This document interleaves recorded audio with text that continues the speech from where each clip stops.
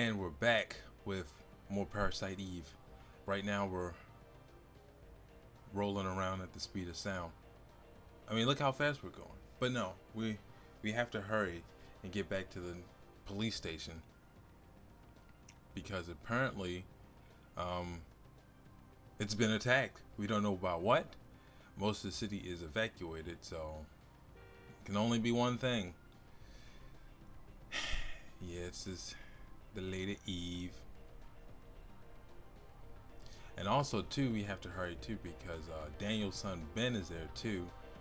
In the last part, we left Ben in the kind of, what is it, like a kennel where where they keep the canine units, and he was just hanging out there. But God knows what can happen as they get all as they get all their reactions on what the heck is happening. But even though Eve attacked it, I mean, she left it in pretty good shape. I mean, there's no orange slime or anything rolling around. She kind of just thought Aya would be there. And see, this was another part that I was explaining.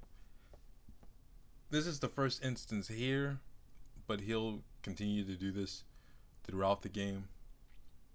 We're gonna call him a D because I keep forgetting his name. But he keeps giving us these good luck charms, which in turn they really don't do. They don't do anything. They don't give any stat boosts. They're not really items to use. But we can't get rid of it till the sequence or the day is over. So they kind of just take up a item slot. Just showing there. And since now we're rolling around, we still got, Eve's, I guess, I guess her presence or whatever you want to call it, is still kind of roaming around. So we have new enemies, and now we have battles within the police department. Only for this particular part. This is the only part that she actually have to do. I don't know how they actually sweep the area for this kind of stuff. And also too, I should give a heads up too, because I don't do any grind. And see, you can't really replace that if you I can't really do any grind, any real grinding, and I kind of want to save you guys off of spending 30 minutes me doing random battles. If you see me start in one section of a room and kind of randomly just show up in the other section, I was editing out a battle. There is a significant amount of battles in this area. I think the save room, the captain's room, the very first door. Actually, there are about five to six places that don't have random battles, and that either a save room, Wayne, which is in Resident Evil's term, item box. Hey, there's Warner. He seems to be okay. I think he's just playing dead till Eve leaves, so he doesn't get caught in the middle. And he saw Aya show up. But yeah, those places, Wayne is our Resident Evil storage box, so he's kind of safe. Yes, I will save my progress, just like that. And yeah, I added out the saves too. Why not? But and we have new enemies, so I'm not gonna cheat you guys out by not showing you guys new enemies. So every time a new enemy shows up, or one that I haven't showed off, I'll just edit it out. Why not? And from time to time, there's usually guys, fellow police officers and other folks kind of laying around. If you help them out, some of them give you medicines. I believe like there's one that gives you like medicine 1 or medicine 2. I believe Another one gives you a key to a locked area. But as you can see, this is the press room. And huzzah, another battle. Actually, there's a chest there too. So I think that's mainly why we did this. And this is another new enemy, which is Mr. Spider here. Now, Mr. Spider will shoot off these webs that will slow you down. And they have a new status ability, which is stiff. If you get caught in the web, you can't really move. And once the web disappears, it slows down your movement until the effect goes away. And with me battling the spider, I also gained a new Parasite ability, which is Energy Shot. Energy Shot is kind of like a high power one shot that does a lot of damage on any particular enemy that you get. It, as far as offensive magic goes, it's probably the second strongest ability, because everything else is kind of either there's one that we'll get to because it's kind of important, but everything else is kind of either defensive or stat boost or something like that. But hey, Energy Shot, it is useful. You know, if you want to get the preemptive shot. Actually, I'm going to show it off right here. I'm not going to hit a bird with it, but these little alligator guys, again, are a new kind of enemy. Actually, that was a one-shot deal. Now, with the Energy Shot, it does take especially early, you know, most Parasite energies, as soon as you get them, they usually take up a lot of Parasite energy. But as we level up, we'll get more, and we actually won't, you know, waste all our PE, because that's kind of the strategy too. You kind of have to know what you're doing once you start that. Once you start, you know, knowing whatever enemy you use and learning how to use slow and haste and things like that. Right now, I'm just item managing. If you see in the upper corner, there's a thing there called junk. I think I already explained this before or not, but once you acquire, I believe it's 300 pieces of junk, which, I mean, if you want to grind through the normal game, you can, in order to achieve you know, the actual purpose of the junk. But it's quite easier to do it in EX game, because in the EX game you have a lot more item spaces, and junk takes up item spots. It's not like you can go and run back and keep giving them all this junk. And as soon as I actually went to turn in some junk, we see that Torres is badly injured by Eve. We don't know what. Maybe it was like the alligator outside or one of the birds or something. But Torres, he's really hurting.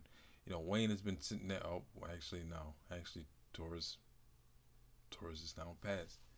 And, you know, Wayne is he's still a youngster. You know, I kind of get, you know, the student apprentice thing, you know. And eventually, once Torres either retired or left the force, he was gonna give it to him.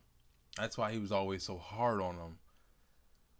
You know, when he was explaining about the guns, you know, the things, and learn your craft and all that good stuff. And another thing, you know, these two chests here, once you leave the area and come back, there's either medicine and ammo. Really shouldn't worry about ammo, but. And another thing that I will now explain while I'm doing this is bonus points. You get bonus points after every battle. I wanted to wait till now to actually explain it, but with the bonus weapons, they kind of experiencing another form of experience points. You get them after every battle. You can use them to either speed up your active time, which allows you to speed things up. Just the base active time. Now, granted, once you acquire different weapons and such, it differentiates. You know, if you have a rocket launcher, your active time battle is a tad bit slower than when you got a club, which is kind of just fastest thing. You know, the fastest weapon in the game as far as active time. You can also increase your item capacity, which is very useful if you want to acquire your junk, because there are going to be parts in the game where you're not going to be able to keep running back and forth between the police station and whatever area you're grabbing stuff from. And if you are, then you're just grinding, essentially. And once you acquire the 300 pieces, you know, with the junk, you return it to Wayne at this point because Torres is no more. And I believe with 300, you can leave the choice up to him, which is completely random, but pretty much I think he gives you the strongest weapon in the game, second to the ones in the Chrysler building, actually.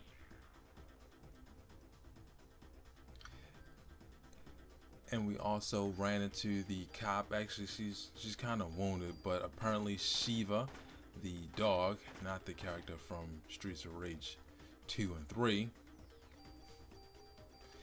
Try not to get it confused, people. But we found out that Ben actually was chasing the dog because Shiva, she was feeling well. She wasn't feeling too well, and with that orange goop there, or slime, or I don't know what it is, that orange stuff behind it, it can't be a pretty picture. It can't be a pretty sight. Oh, actually, here you go. And Ben, I mean, I don't know, I'm not quite sure on how old he is. I want to say from 9 to 12. That's usually the range where it comes for these kids, but I don't think he's fully aware of what's all going on. Otherwise, I wouldn't be chasing that dog. Ben, we're gonna have to get a cat or something that doesn't change into something we gotta battle later.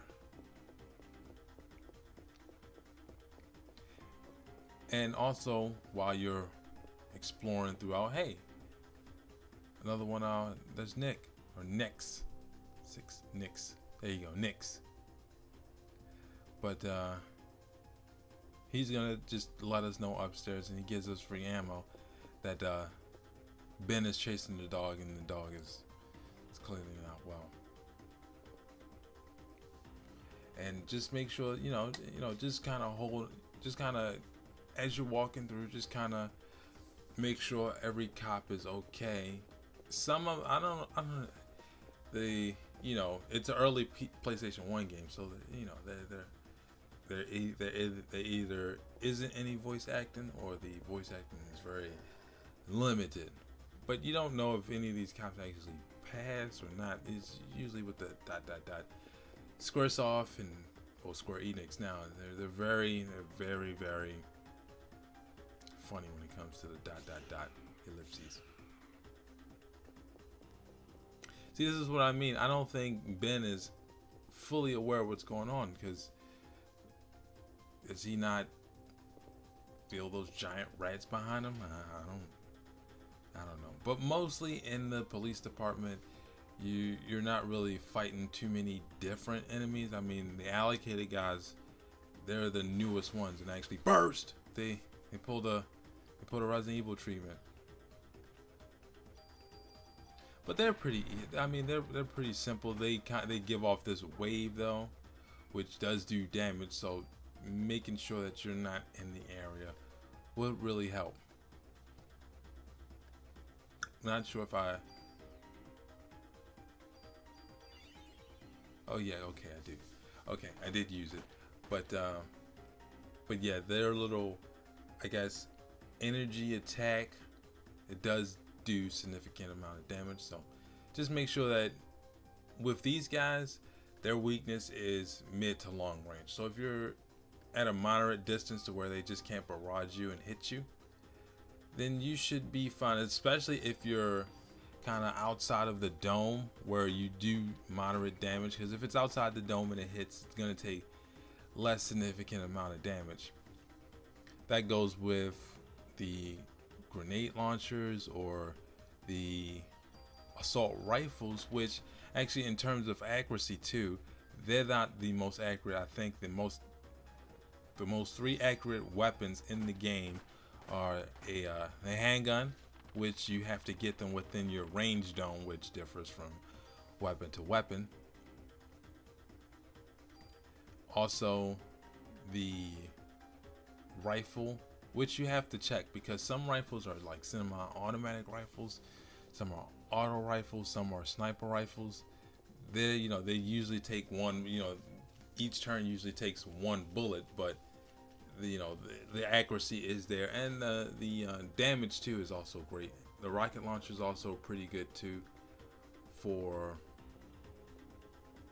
larger enemies, I should say. But yeah, making sure that you stay within the dome increases the chance for critical damage and just regular base damage too. Anything outside is either a miss or very little to no damage at all. And a thing I picked up actually in the interrogation room was a storage key. Actually, does it? Okay, yes. Okay, so I think that's why the server is better off anyway. Yeah, but with stiffness, it slows down your movement throughout the battleground or battlefield, or it just slows your movement, and it goes away after a while. Now, I don't think using haste will either revert that or not, but yeah, if these spiders shoot the web though, you can't move at all. So just, they have a real telltale when they're about to shoot their web. So I would just say stay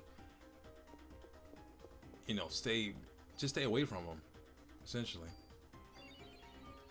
But yeah, with the storage key, that grants us access to the unauthorized room that we couldn't get to downstairs. And actually, I think I will cut when I actually get in a room too. Actually, if you go in here, you get the critical evasion, which is very important for your body armor and such. But I think actually, all right, here we are. So yeah, with that storage room key, you go back downstairs where your storage room and Wayne is, and where the dog originally was, and you'll get a machine gun. That is a machine gun, a tool, which helps us upgrade whatever weapons we're going to keep, and offensive too. Now, I'm not sure if that chest randomizes, but we'll find